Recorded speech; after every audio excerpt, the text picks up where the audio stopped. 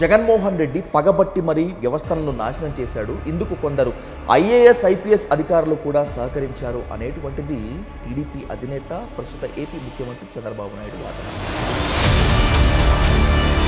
ఆ బ్యూరోక్రాట్లే మాకు అడ్డుగోడుగా నిలబడ్డారు అనేటువంటిది వైసీపీ నేతల వాదన. జగన్మోహన్ రెడ్డి ప్రజా వ్యతిరేకత వల్ల ఓడిపోయాడా, లేకపోతే అధికారులు మిస్లీడ్ చేయడం వల్ల ఓడిపోయారా? పాలించిన విధానం వల్ల.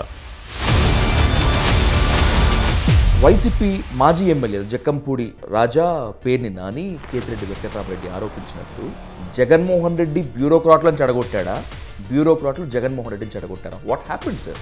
ఐపాక్ అనేటువంటి ఒక సంస్థను పెట్టుకున్నారు. అలాగే చంద్రగిరి ఎమ్మెల్యే చెవిరెడ్డి గారు ఒక సంస్థను పెట్టారు. వీళ్ళందరూ కూడా సర్వేలు చేశారు, రిపోర్ట్లు ఇచ్చారు. బట్ ఆ రిపోర్ట్స్ అన్ని తప్పుడు రిపోర్ట్స్. సంక్షేమ ఫలాలు ఇస్తే సరిపోదు సార్, అభివృద్ధి మీద కూడా కాన్సన్ట్రేషన్ చేయాలి అని చెప్పి ఐఏఎస్ కానీ ఐపీఎస్ కానీ లేకపోతే తలపడినటువంటి బ్యూరోక్రాట్ కానీ చెప్పే ప్రయత్నం చేయలేదా? మీరేంటి వాళ్ళకి నేర్పిస్తున్నారు? వాళ్ళు మేము చెప్తాం వాళ్ళకి ఏం చేయాలో. మేము వాళ్ళు ఎలా ముందుకెళ్ళాలో మాకు తెలుసు, వాళ్ళకి ఏం చెప్పాలో మాకు తెలుసు. మీరేంటో చెప్పేది అవసరం లేదు, పోండి. మీరు 4 సంవత్సరాలకు పైగా ఎక్కువ కాలం జగన్మోహన్ రెడ్డి గారితో ఉన్నారు, చూశారు కాబట్టి అన్నా అంటూ ఐఏఎస్ అధికారులను పిలిచి జగన్ ఎమోషనల్ బ్లాక్మెయిల్ చేశారా? ఇప్పుడు కనుక ఆ రకంగా ఈ ప్రభుత్వం ప్రవర్తిస్తే ఏం జరుగుద్దంటే రాబోయే రోజుల్లో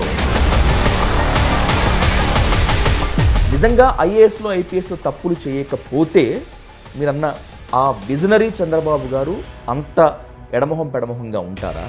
ఎవరు అధికారంలో ఉంటే వాళ్ళు చెప్పిన పని చేస్తారు. నీకు చెప్పిన పని చేయకపోతే you take him in to task, you take her in to task.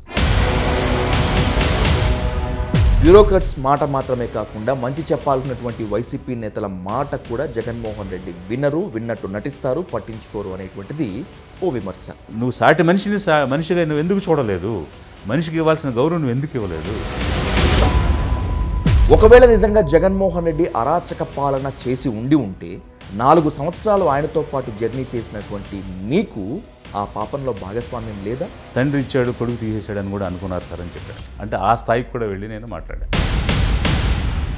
కొన్ని వాదనలు కూడా చేశాడు. నేను ఇన్ని వేల కోట్లు నేను ఇస్తుంటే ఏమి ఇవ్వలేదని ఎలా అంటారు, అది ఇదని నా మీద సీరియస్ అయ్యారు.